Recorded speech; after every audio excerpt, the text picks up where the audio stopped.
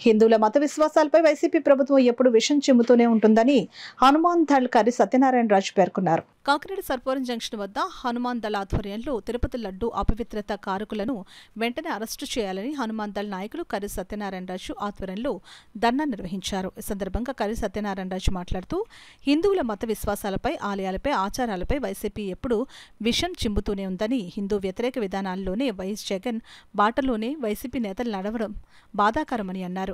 రాబో రోజుల్లో ఈ ప్రభుత్వం మేము ఒకటే విన్నవించుకోదలిచాం.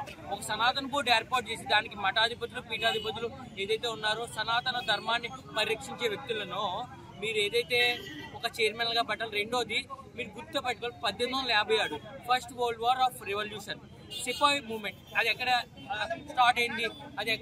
స్టార్ట్ అయిందంటే ఏదైతే ఆ యొక్క బుల్లెట్స్ కి బ్రిటిష్ ప్రభుత్వం వాడే బుల్లెట్స్ కి ఏదైతే ఉందో ఆ బుల్లెట్స్ కి ఏదైతే ఈ పంది కొవ్వు వాడడం జరిగిందని, ఆవు కొవ్వు వాడడం జరిగిందని తెలిసిన తర్వాత అది first world war of independence జరిగింది.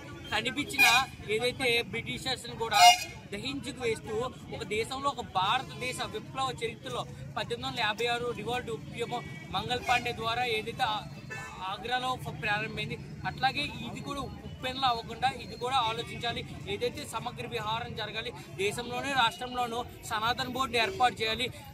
ఒక లడ్డు నాణ్యతే కాదు, ఇక్కడ అన్నవరం కావచ్చు, రాష్ట్రంలో ఉండే ప్రతి దేవాలయంలో కూడా అన్నదానంలో నాణ్యత ఉండాలి, ప్రసాదం నాణ్యత ఉండాలి, అన్నీ చేయాలని కోరుకుంటున్నాం.